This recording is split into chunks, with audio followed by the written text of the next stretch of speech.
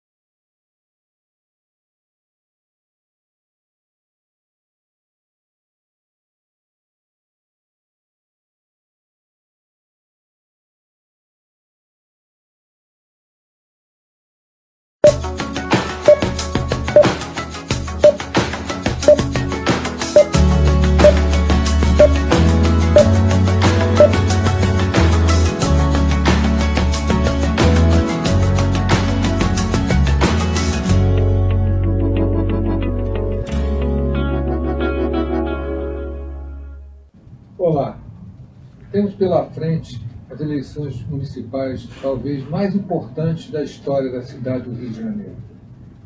Para tanto, a FEComércio está criando um espaço para que os candidatos possam vir aqui e expor suas ideias, os seus planos para a cidade do Rio de Janeiro. A pandemia que estamos vivendo trouxe com tintas muito fortes as nossas deficiências, problemas e diferenças sociais. As eleições municipais entendo que são as mais importantes de todo o processo eleitoral, pois impactam a nossa vida no nosso dia a dia. Então, esperamos que todos possam aqui expor igualmente todo o seu planejamento para a cidade do Rio de Janeiro e que possa facilitar a vida do eleitor em decidir quem será o seu representante na cidade do Rio de Janeiro. Sejam bem-vindos, desejo sucesso a todos e que utilizem esse espaço de uma forma produtiva e que possam efetivamente trazer ao eleitor uma visão clara do futuro da nossa cidade. Muito obrigado.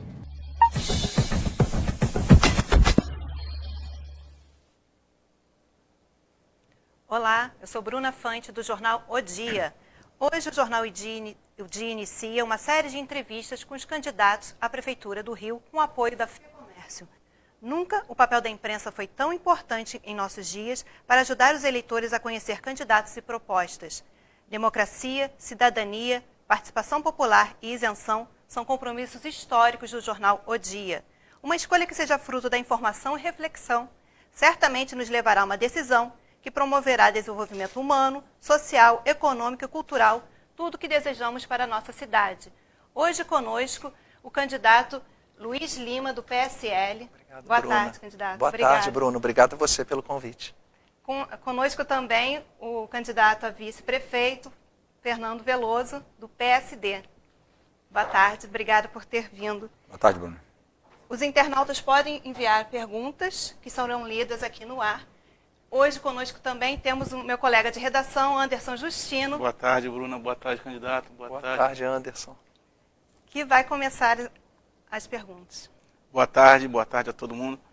Candidato, ao seu lado aqui, um especialista em segurança pública, né? Sim, Eu sim. poderia começar já falando sobre segurança pública, mas vamos deixar para falar sobre isso depois. Sim. Eu queria começar por uma situação bem complicada hoje na nossa cidade, que é a situação financeira da cidade, né? No ano passado, a cidade arrecadou muito menos do que gastou. E agora, com essa situação da crise sanitária, acredito que o Rio vai fechar o ano, mais uma vez, com déficit, né? O senhor, como candidato, no seu governo, no primeiro ano, é possível, mesmo com essa crise sanitária, o Rio sair da crise? E como que isso é possível? Anderson, não foi coincidência eu estar aqui na FEComércio, né? A gente teve uma queda muito grande do ISS. Então, para os amigos que estão em casa, é um imposto sobre serviços, é um imposto responsável pela maior arrecadação, Anderson, do município, representando 30% da sua arrecadação, e nada melhor do que você vir na FEComércio e entender como houve essa queda. Houve uma adaptação dos serviços também, muitos dos serviços eles passaram a ser feitos de casa, a produtos serem encomendados de casa, então o próprio comércio se adaptou. Imaginávamos que a queda fosse maior. E não foi tão grande como nós imaginávamos, mas é uma queda que impacta diretamente num município que já estava ali no equilíbrio da lei de responsabilidade fiscal, que a lei de responsabilidade fiscal ela já tem seus quase 20 anos, e ela foi muito oportuna na administração municipal, e o Rio de Janeiro já ultrapassa os 54% de gastos com pessoal. Então, gasto com pessoal, e aí você tira o investimento que a gente tem que ter na saúde, o investimento que a gente tem que ter na educação, o investimento que a gente tem que ter na segurança pública, o investimento que a gente tem que ter na infraestrutura, na manutenção do nosso município, o investimento que a gente tem que ter nas autarquias, nas empresas municipais. Empresa municipal seria a Conlurb, a autarquia seria a Guarda Municipal. Então você tem um impacto muito grande no funcionalismo, no turismo. A gente deixou de ter turista, Bruna e Anderson. A gente vai deixar de ter o carnaval agora no início do ano. Então cada turista que vem ao Rio de Janeiro e cada turista que vem para um evento de entretenimento, como Rock in Rio, por exemplo, ele está financiando a saúde e a educação daquele município. Então cabe à nova administração que vai entrar no município no dia 1º de janeiro, ter responsabilidade financeira, responsabilidade com as contas, atrair pessoas dentro das secretarias, principalmente Secretaria de Fazenda, para você calibrar a receita com as despesas e ter parceiros no governo federal. Na secretaria, ter o secretário de Tesouro, ter o ministro da Fazenda, porque o Rio de Janeiro vai precisar de ajuda. Mas precisa de ajuda, mas precisa querer ser ajudado também com uma política equilibrada e eficiente. Anderson. Nós estamos aqui sem máscara porque estamos seguindo o distanciamento, cada um está distante um dos outros 2 metros, então nos sentimos à vontade em não usar a máscara, e também estamos com o estúdio aberto, só para esclarecer o internauta, que pode enviar perguntas nos comentários via Facebook e do YouTube. Uma das perguntas enviadas é do próprio presidente da FEComércio, Antônio Florencio de Queiroz Júnior. A informalidade crescente é um fator que muito preocupa o setor do comércio. Ainda mais quando sabemos que, em muitos casos, são canais de escoamento de carga roubada e produtos piratas.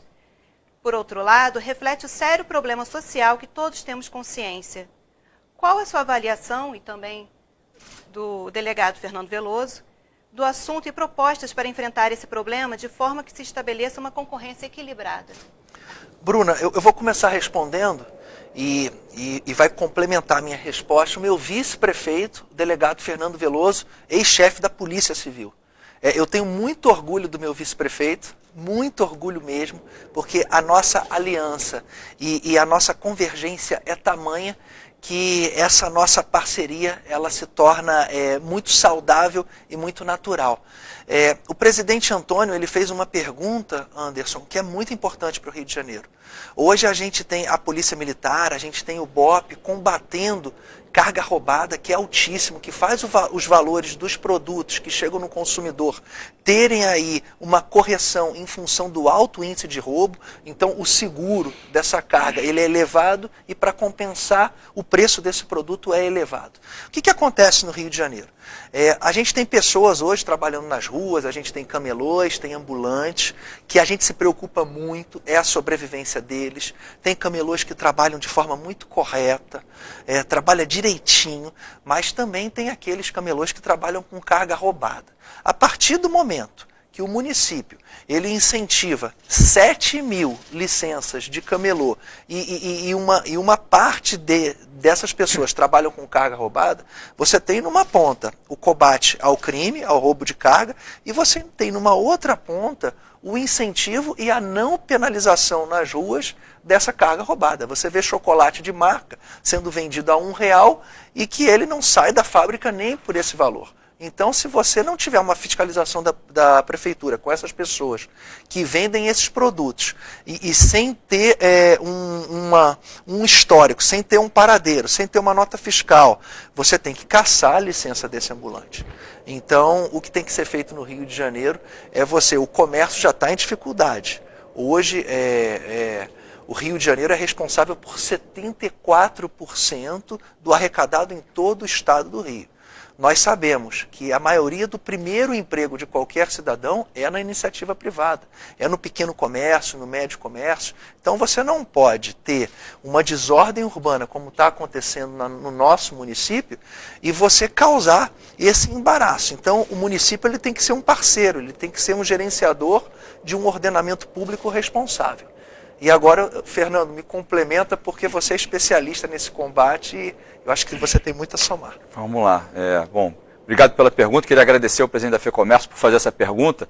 E está ficando fácil complementar o Luiz, porque a gente está conversando tanto, daqui a pouco o especialista em segurança vai ser ele mesmo.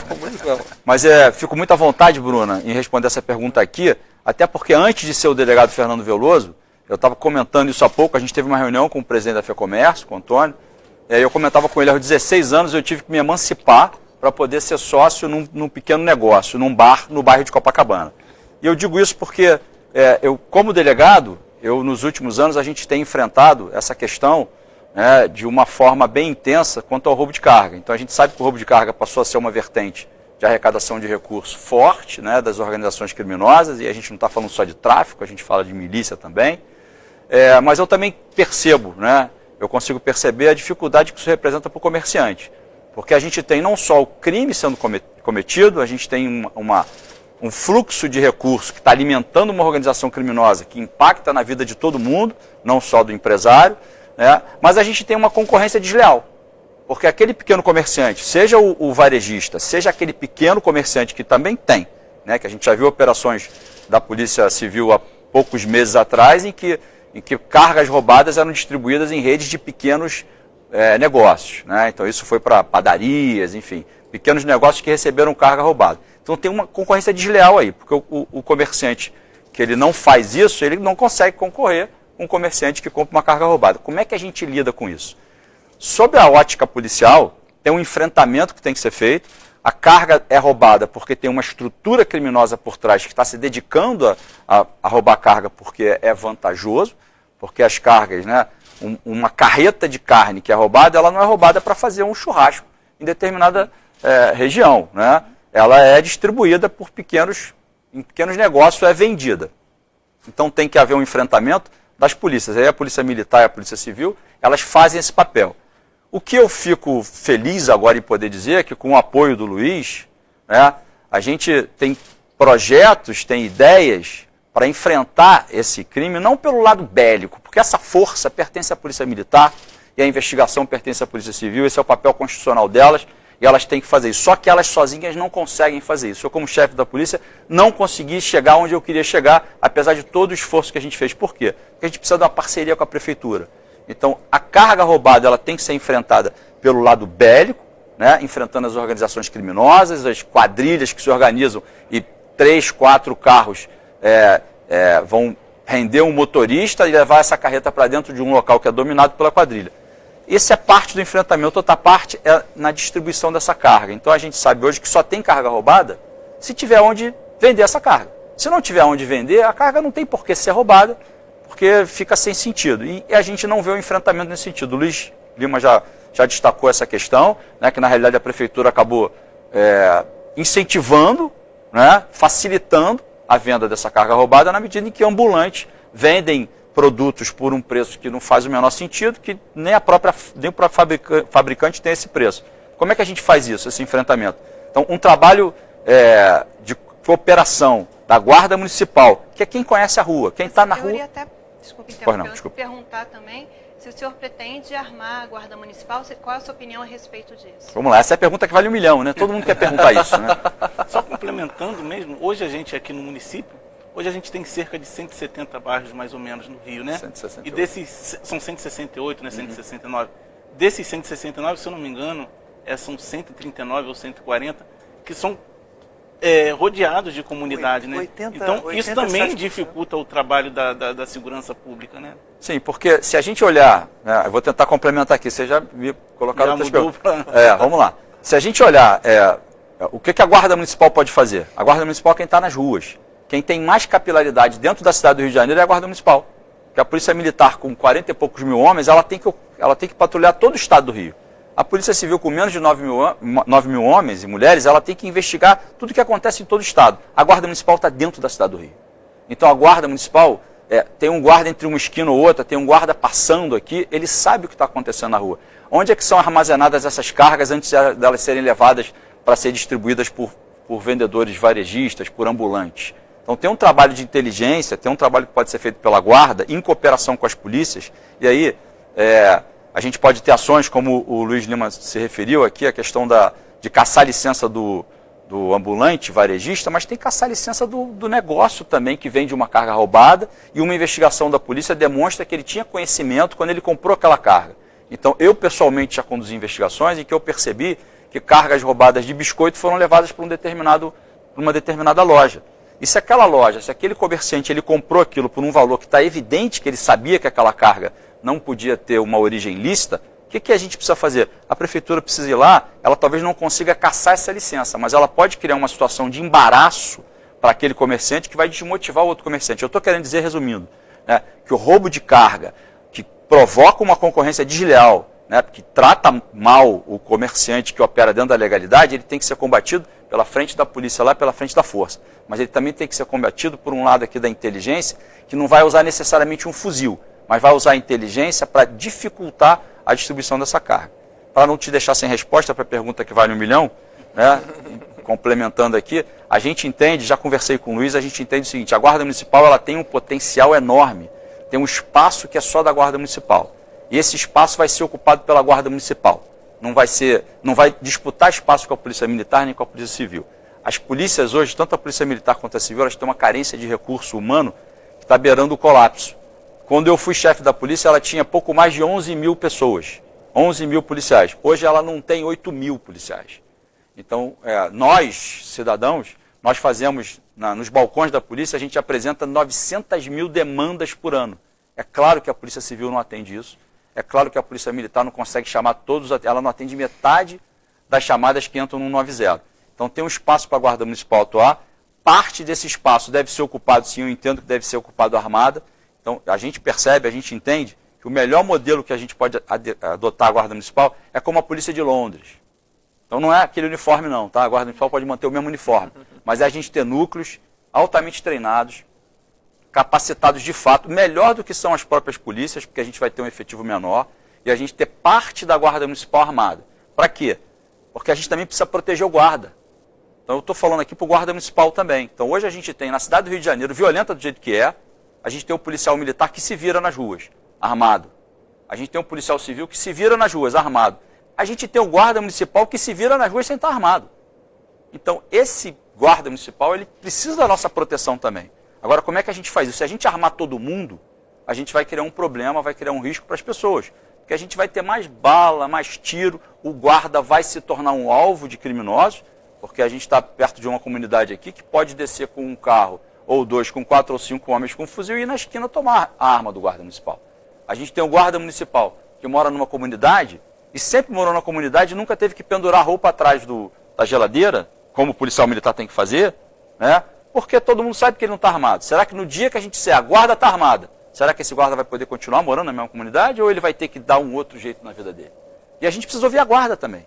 A gente não ouviu a guarda, acho que as pessoas querem saber isso, mas a gente também precisa ouvir a guarda. A gente precisa ouvir os 7.300 homens que estão lá, o que eles pensam disso. Então, desde já, eu te digo o seguinte, para mim o melhor modelo de guarda municipal é uma guarda municipal que tenha núcleos especializados, como se fossem BOPs da guarda, tá? A gente esteve ontem conversando lá com o comandante da guarda, do BOP, e a gente conversou inclusive sobre isso. Então, se a gente tiver núcleos da guarda, armados, treinados como os policiais do BOP, para ser qualificado como policial do BOP não é para qualquer um não, aquilo ali são 600 horas de curso para poder passar, e aí a gente tem o guarda municipal na rua, aquele que acolhe o cidadão, aquele que atende a demanda do cidadão, aquele que vai intervir numa briga, por exemplo, numa discussão, ou alguém que está transtornado por um transtorno mental qualquer, ou alguém que bebeu. E aí, se o guarda tivesse armado, ele ia ter dificuldade para fazer uma contenção física dessa pessoa, porque ele não pode entrar em luta corporal com alguém que, armado, alguém pode tomar a arma dele.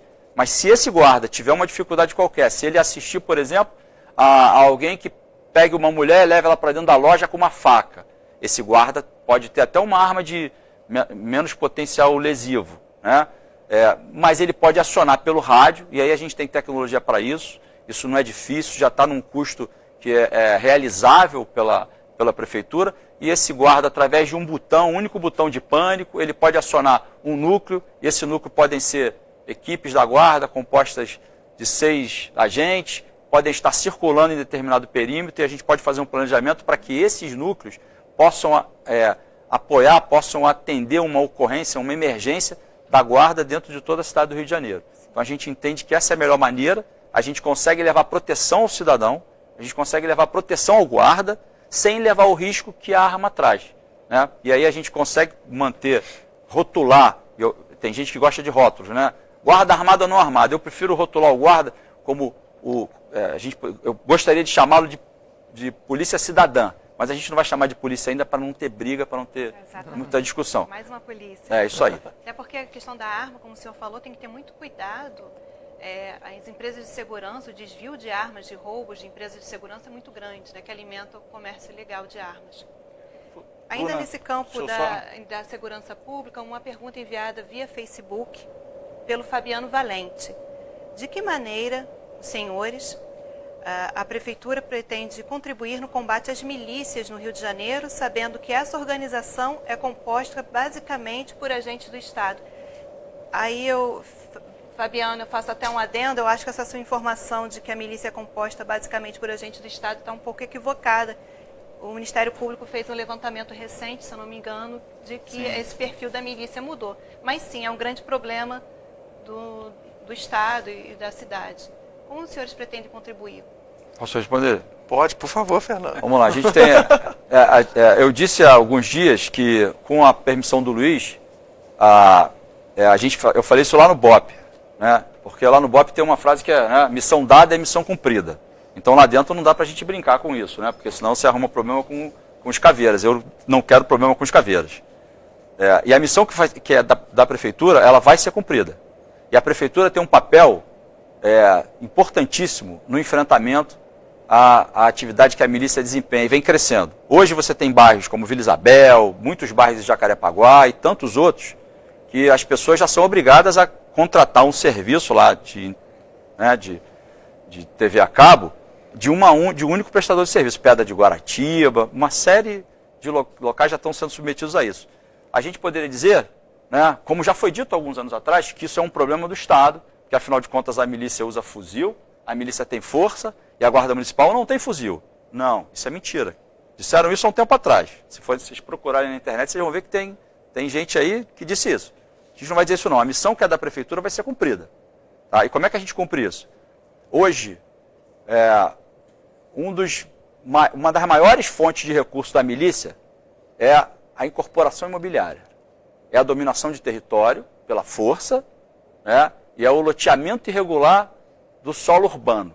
Então, como é que eles fazem isso? Eles vão lá, pegam terrenos de graça, se apropriam deles, demarcam, dividem, começam a construir, e aí depois que está no primeiro ou segundo pavimento, é que alguém acende a luz vermelha, aí já é tarde demais, que aí começa aquela novela que a gente já viu, né, várias vezes, né, nos noticiários, que aí tem uma mulher lá dentro, tem uma criança, aí tem uma ação judicial que impede aquele despejo, tem uma ordem para derrubar aquela construção que foi feita irregular.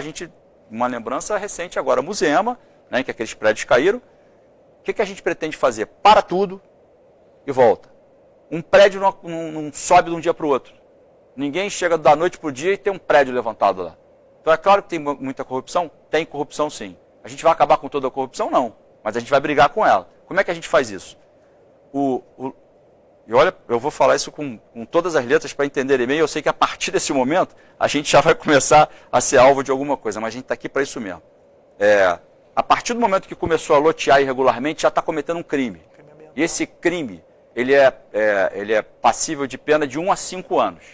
Então a gente pretende ter uma sintonia com a Polícia Civil, com os meus sucessores, eu já fui chefe da polícia, e a Guarda tem tecnologia para fazer isso, para acompanhar isso de uma forma seletiva, sem ter que ficar sujeita ao nível de corrupção que acontece no terreno. Então tem como você fazer isso com drones, tem como você fazer isso com apoio tecnológico de outras instituições, inclusive que o Luiz já foi conversar, né? A gente não vai estender aqui, mas tem como a gente fazer o monitoramento dessa ocupação irregular do solo. A partir do momento que isso seja percebido, A ideia é a gente apresentar isso para a Polícia Civil, para que o inquérito seja instaurado e as pessoas sejam identificadas.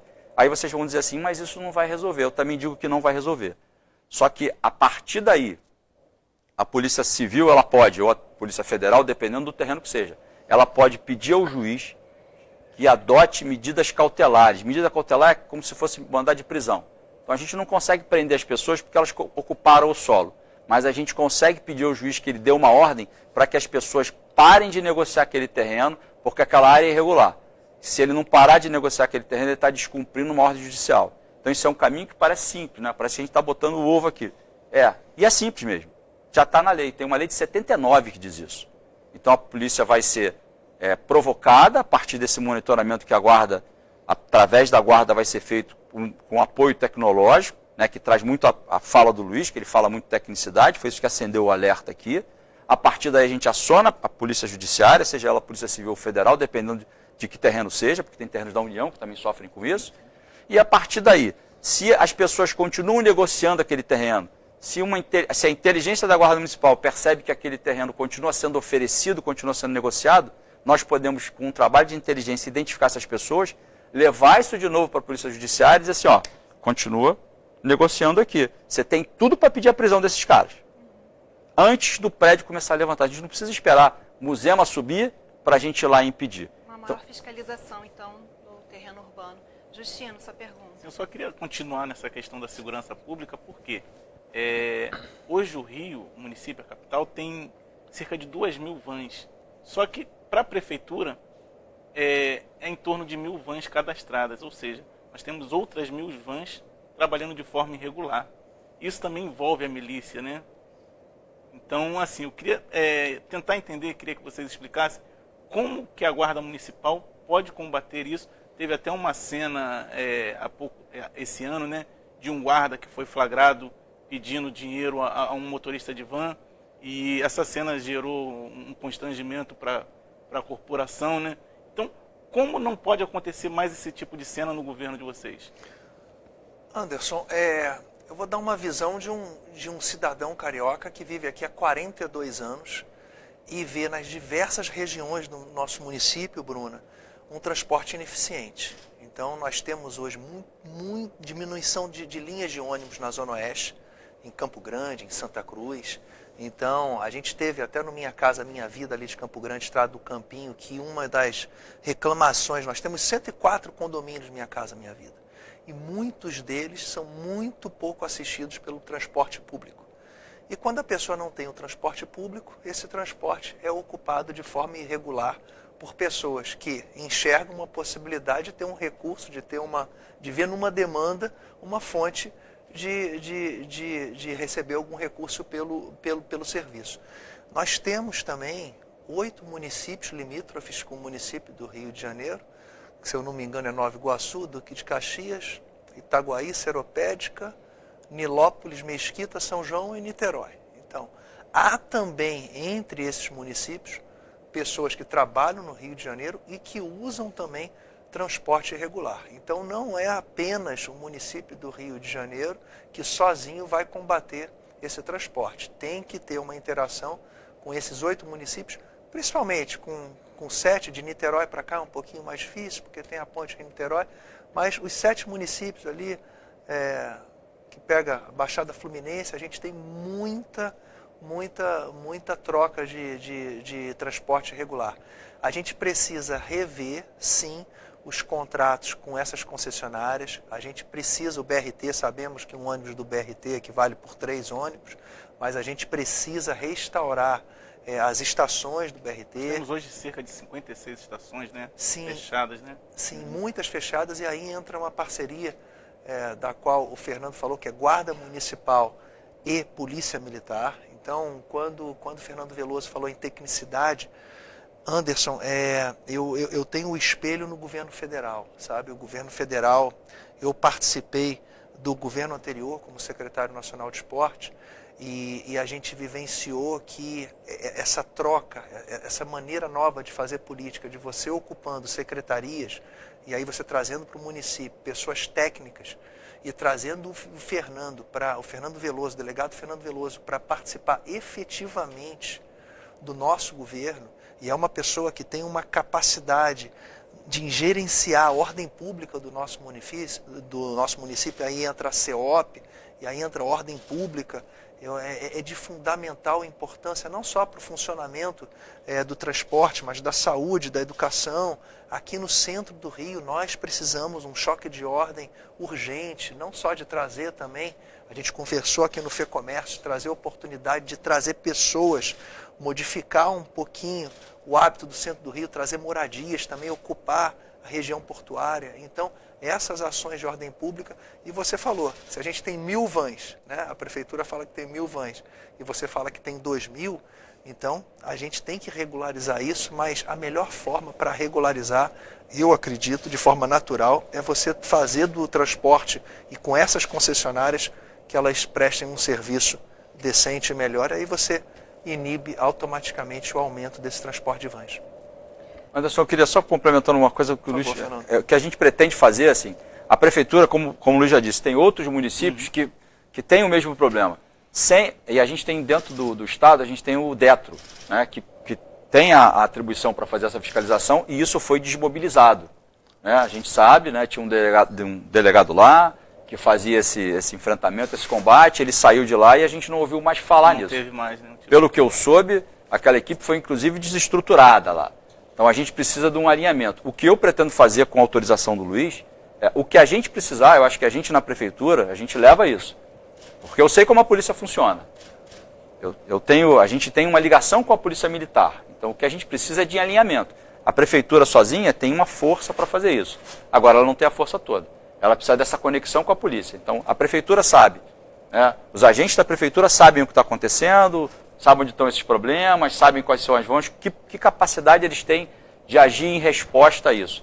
Eles têm capacidade de fazer isso se estiverem alinhados com a polícia militar e com a polícia civil. Isso a gente pretende ter. Isso acho que a gente acredita que por já ter estado ao lado da polícia, isso facilita mais? Eu tenho certeza disso, vou te dizer, uma experiência minha, um sofrimento meu. A gente tentou fazer muita coisa com a prefeitura e não conseguiu.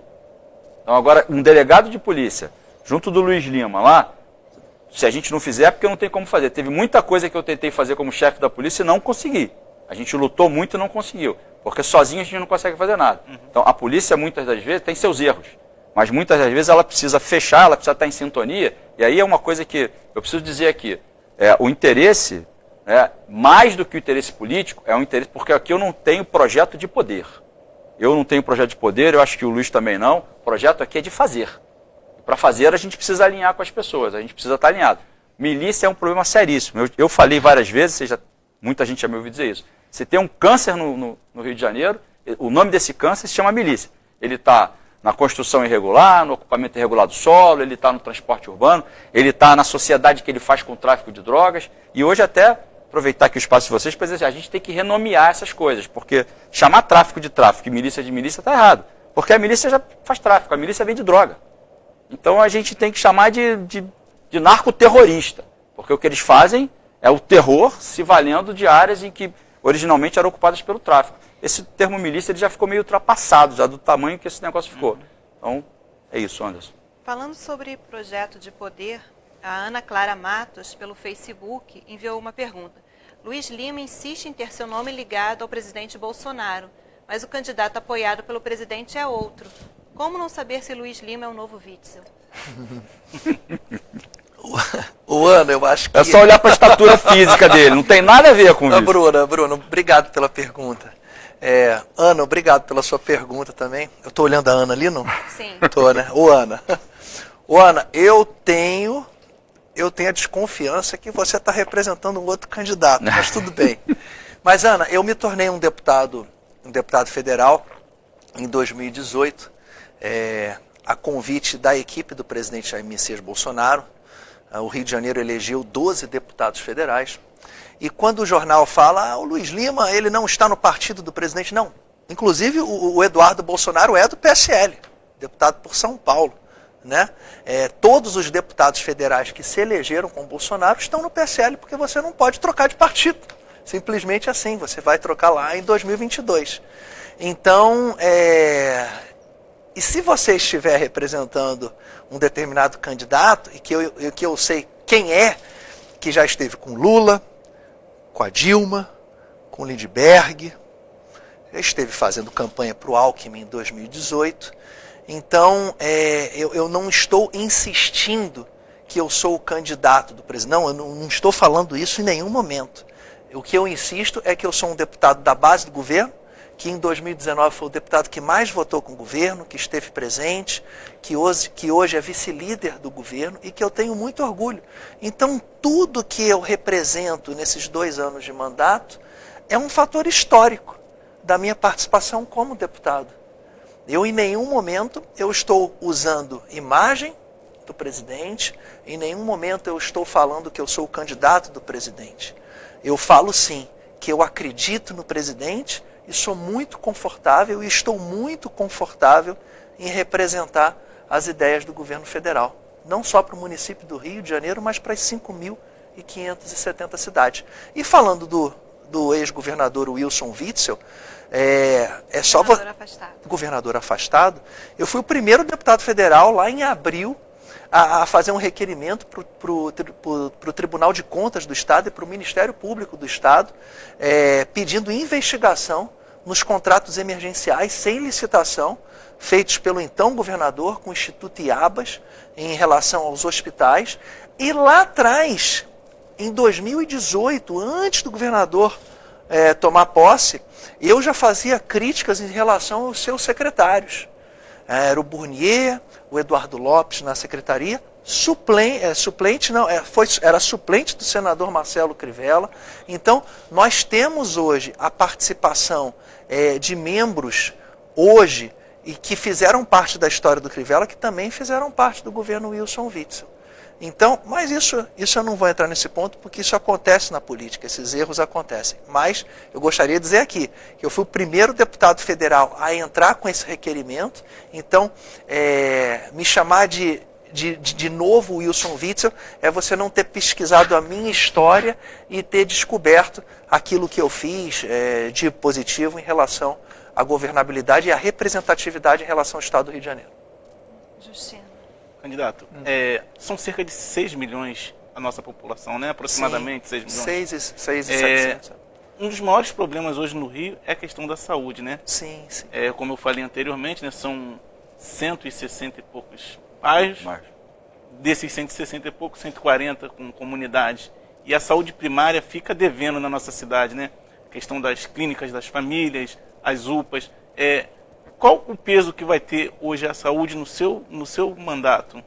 Anderson, a saúde no Rio de Janeiro, ainda mais com a crise que a gente tem enfrentado, a gente teve uma diminuição das pessoas com plano de saúde privado. Então a gente teve um aumento natural do uso do sistema público de saúde.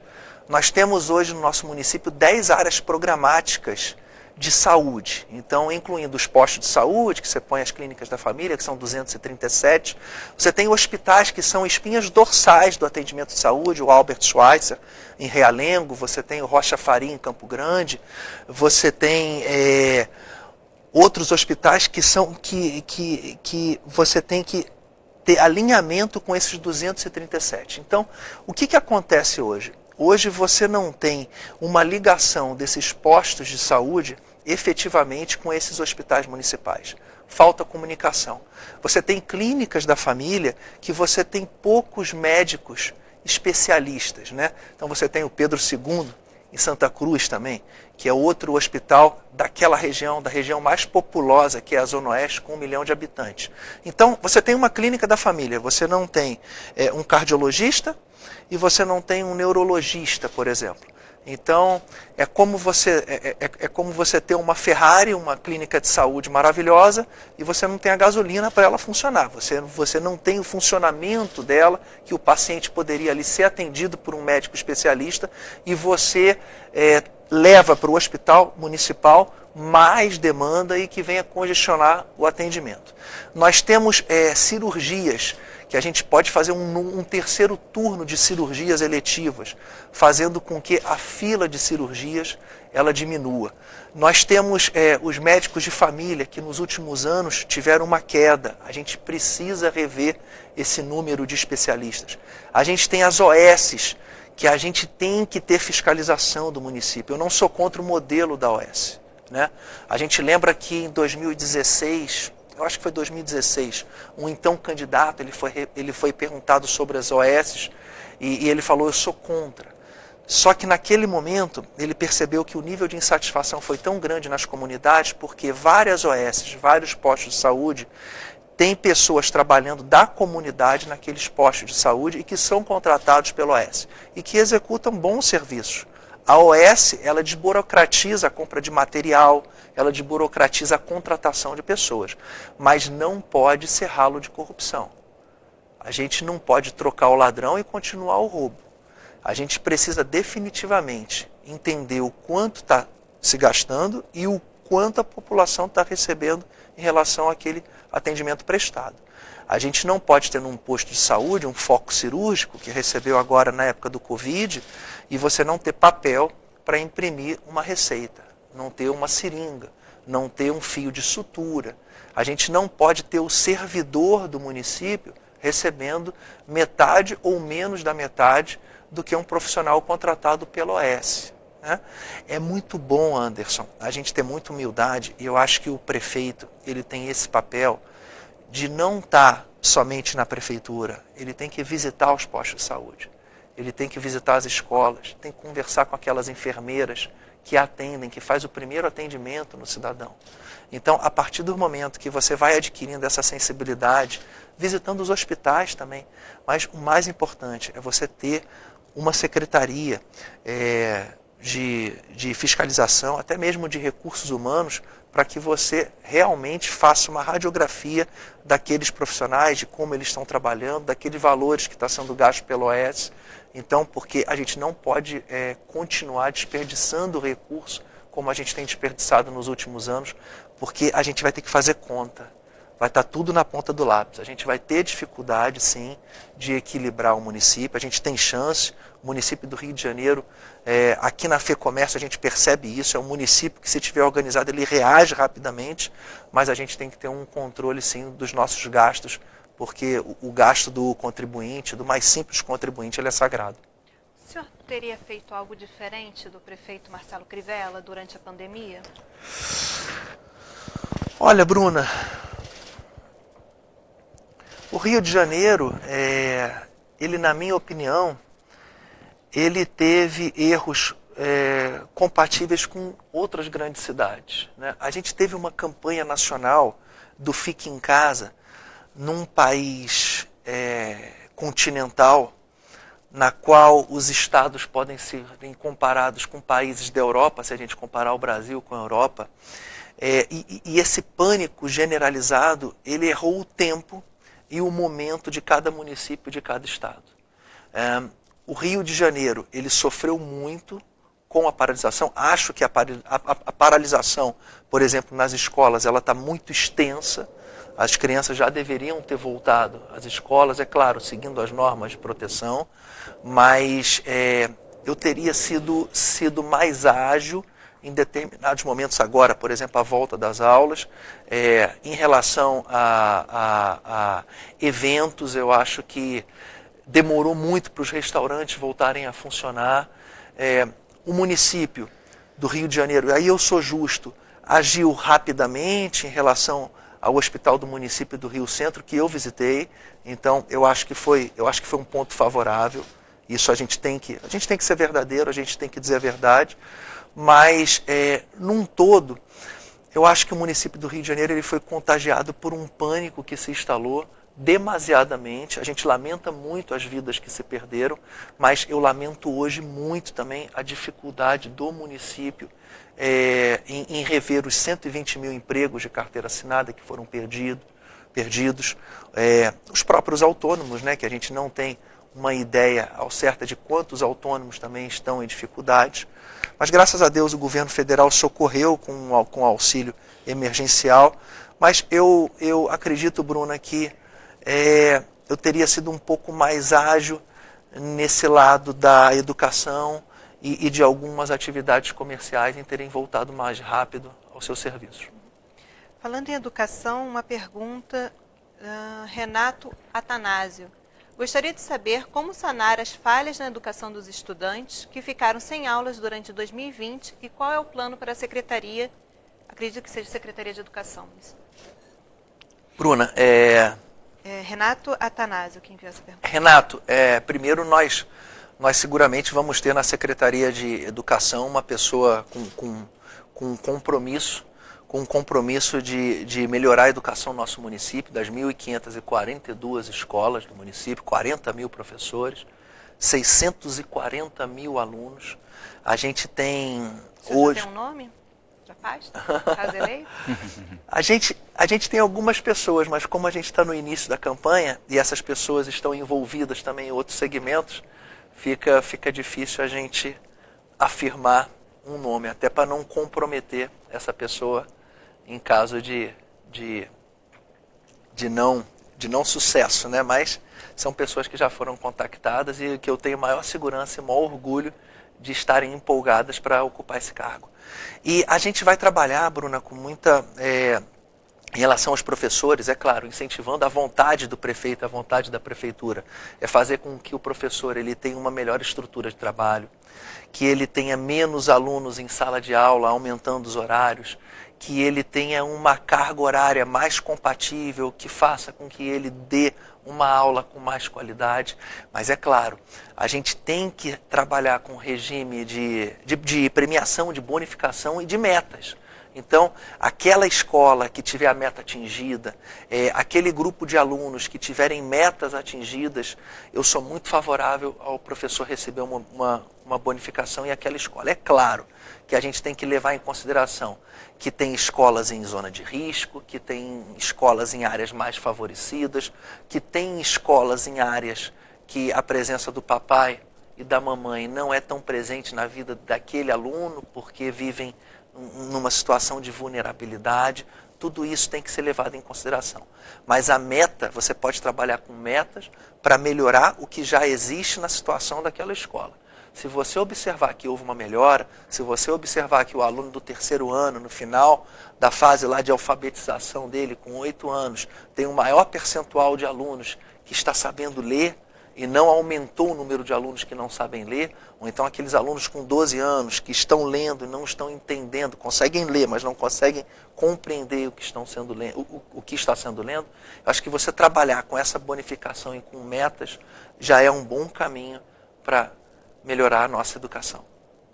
Anderson. Candidato, eu vou voltar novamente na questão do transporte público, Sim. né?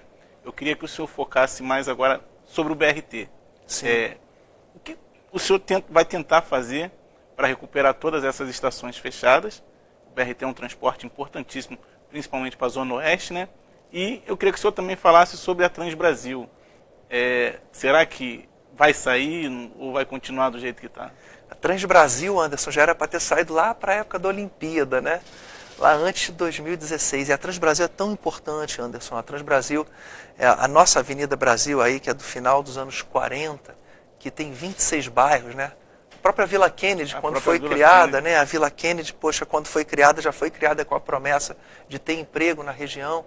E hoje, praticamente 100% dos seus moradores tem que sair da Vila Kennedy ou para estudar ou para trabalhar. Outro ponto também bacana, falando da Vila Kennedy, vários condomínios do Minha Casa Minha Vida tem a promessa, ou teve a promessa de contrapartida da prefeitura, ou de ter uma área de lazer, ou uma escola, ou uma clínica da família. Várias Minha Casa Minha Vida não tem essa estrutura. Então, eu visitei a de Campo Grande, lá na Estrada do Campinho, tem um terreno da prefeitura aí que nada foi construído, é preciso agilidade.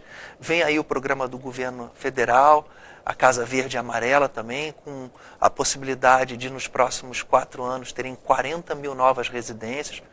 Cada condomínio tem entre 300 e 500 residências. Mas o BRT, Anderson, desde o início, a gente viu que aquele primeiro trecho ali, da Cidade da Música, indo em direção de Santa Cruz e Campo Grande, você não teve uma base de concreto. Esse foi o primeiro erro, né, da construção. Diretamente no asfalto, então já causa danos no ônibus, né? Já traz risco para o passageiro. Foi feito aquele trecho primeiro. Depois viram que foi muito mal feito, o trecho da Cidade da Música até o Jardim Oceânico já tem uma base de concreto. Então você vê que o asfalto ele é muito mais regular e a segurança do passageiro é melhor. Em relação às estações, é preciso restabelecer essas estações. Ou se não restabelecer, a gente não pode continuar com esse modelo dessa forma que é. É importante que haja. E aí o Fernando Veloso falou da parceria da Guarda Civil com a Polícia Militar. É importante que os passageiros paguem pela condução. A gente está tendo uma enorme quantidade de pessoas hoje que não pagam pelo transporte, enorme quantidade de pessoas que estão insatisfeitas pela insegurança que tem, e as estações do BRT, você disse muito bem, 56, num estado que não deveria estar. Então, é de fundamental importância da prefeitura. Eu acredito nesse modelo. É um modelo que poderia ter sido muito melhor, muito mais bem feito? Poderia. Por exemplo, em toda a Avenida das Américas, se você fosse seguir o plano Lúcio Costa, você não teria sinal, né? Você teria das faixas laterais, passando por debaixo, subterrâneo, indo para outra faixa. Então, o BRT é um transporte rápido que para em sinal, é uma loucura, né? Nenhum transporte rápido deveria parar em sinal. A Barra da Tijuca, com aquela pista do BRT que poderia ter sido feita no canteiro central, que tem muito espaço para isso, fez com que os moradores da Barra da Tijuca, ao andarem pelo bairro, hoje tem muito mais engarrafamento do que tinha antes, porque você perdeu uma pista central e hoje se cai um marimbondo no meio da pista, engarrafa tudo, então, e para tudo. Então, são esses pequenos detalhes, e que na verdade são grandes detalhes, que os governos passados tiveram dinheiro, mas executaram muito mal alguns serviços. Quando a gente vê o serviço executado do BRT, de infraestrutura, a gente vê que nem o meio-fio eles conseguem fixar. Todos os meio-fios tombados, né? São apenas exemplos, né? A própria ciclovia, né? A Niemeyer, que se ela tiver um estudo de viabilidade, de segurança, é lindo, mas deveria também ter sido, a ideia é ótima, só que pelo fato do nosso sistema de contratação, e muitas vezes burocrático, de ganhar o menor preço, eu sei de todos os problemas e imagino do que atravessa o executivo, mas é muito importante que a nova administração avalie quem você está contratando para executar serviços tão essenciais. Falando em obras, Vinícius Nascimento via Facebook. Quais as propostas para evitar problemas pontuais da cidade, como é o caso das enchentes no período de chuvas? As enchentes, Bruna, quando a gente fala em ter cuidado com a cidade, é a gente ter cuidado realmente com os bairros mais favorecidos e os bairros menos favorecidos. Os bairros menos favorecidos são as comunidades, são as favelas, são os morros. É de fundamental importância que a Conlurb ela seja valorizada, que a Conlurb tenha um efetivo de coleta de lixo, de limpar bueiro. É importante que a prefeitura também faça campanhas institucionais, mostrando à população que ela deve sim jogar lixo no lixo, mas a limpeza de bueiros, o cuidado com as comunidades, cuidado com as pessoas que moram em zona de risco, abrir até um financiamento e um seguro em relação a essas pessoas, mas principal, hoje a gente observa muito lixo nas comunidades, a gente sabe que muitas enchentes e muito acúmulo de água é dado pelo excesso de lixo, pela falta de limpeza, mas também pelo excesso de lixo presente nesses bairros e nessas comunidades, e que costumam ser os mesmos, né? Os mesmos se repetem, as chuvas se repetem e os locais de enchentes se repetem. O senhor pretende fazer campanha nas comunidades? Chegou a visitar alguma? Sim, eu fiz campanha para deputado federal e estou fazendo agora. Estive numa comunidade, a última que a gente teve foi Tavares Bastos, ali subindo pela Gago Coutinho. É uma comunidade que foge da realidade da nossa cidade, né? É uma comunidade totalmente pacificada, mas a gente sabe que há diferentes realidades em diferentes comunidades do nosso Rio de Janeiro, lá da Ilha do Governador até Santa Cruz, né? Então, o Fernando falou muito bem entre milícia e tráfico, mas a prefeitura ela tem um papel primordial de entrar com atividades sociais. A gente tem como entrar nessas comunidades com membros da comunidade, trabalhando para a comunidade. Eu acho que é a melhor forma da gente melhorar a qualidade de vida dessas pessoas. Justino. Eu queria que o senhor falasse sobre a linha amarela. Sim. A prefeitura tem total capacidade para administrar a linha amarela ou a linha amarela pode se tornar uma linha vermelha no futuro? Anderson, esse é um caso, eu estaria sendo temerário em falar sobre se a prefeitura tem condição ou não, porque eu não conheço os números com exatidão. E eu acho que qualquer pessoa estaria sendo temerária se fosse falar desses números não estando dentro da prefeitura. É muito importante que a gente enxergue a linha amarela como uma via importantíssima para o nosso município. Ela, se eu não me engano, ela foi inaugurada pelo prefeito Conde, lá em 1997, né? O consórcio, se eu não me engano, é de 1998, portanto tem 22 anos. O preço, eu particularmente, usuário da linha amarela, eu acho um absurdo. É muito caro, realmente é muito caro você pagar R$15 e ir e voltar, mais caro inclusive do que a ponte Rio-Niterói, que a manutenção não precisa ser nenhum especialista, está sobre o mar, numa altura ali num vão central enorme, passando aí de quase 100 metros de altura, uma ponte da década de 70 que requer manutenção o tempo todo, então o valor para mim é muito alto. É claro que a gente tem a devida noção, e eu também tenho a percepção que esse contrato, quando foi estabelecido, passava uma quantidade de carro X, e hoje passa de 4, 5, 6 vezes X. Então, por isso que a gente estranha o preço, né? O preço adotado. Mas eu também fico um pouco temeroso as consequências que isso vai trazer para o município. O município vai ter que indenizar a concessionária? O município vai ter o recurso, já que a gente já está entrando na lei de responsabilidade fiscal, da qual o município está em dificuldade de pagar o seu servidor, ele vai ter o recurso para fazer a manutenção da linha amarela. Então, tudo isso a gente tem que jogar na balança. Então, o mundo ideal para mim seria a gente encontrar uma maneira do usuário continuar sendo bem assistido, do município não sofrer alguma penalidade em ter que pagar uma indenização no futuro para essa concessionária, e que se o município tiver que pagar uma indenização para a concessionária, pode ser que falte no próximo ano ou nos próximos anos recursos para a saúde, para a educação. Então a gente tem que avaliar da maneira mais correta, pensando na cidade, pensando no cidadão em geral. Pensando inclusive no cidadão que também não usa aquilo e que pode ser diretamente afetado caso o município venha pagar uma indenização para a empresa. Candidato, nós já passamos 1 hora. Já, Bruna? Tá. Eu gostaria de fazer uma pergunta para o senhor. Tá bom. Queria que o senhor olhasse para a câmera e falasse por que o eleitor deve elegê-lo como próximo prefeito do Rio. Nossa, a pergunta é direta, hein, Bruna? Vamos lá, Bruna. Eu acredito em princípios, eu acredito no bom senso, eu acredito em valores, acredito que você exercendo de forma direta e transparente a administração pública e convidando pessoas capazes para organizar e para ocupar os cargos técnicos das secretarias, você pode fazer um bom governo.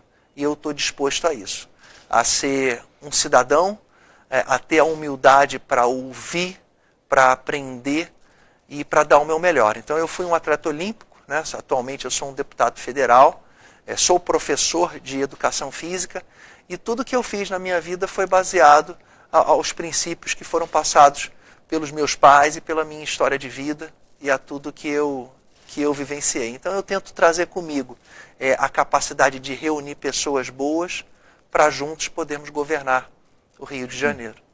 Obrigada. Obrigado, Bruna. Agradeço, Obrigado, Bruna. Fernando Veloso. Obrigado, Anderson. Eu agradeço aos internautas. Amanhã nós teremos aqui conosco a candidata Clarissa Garotinho do PROS. Obrigada, boa tarde.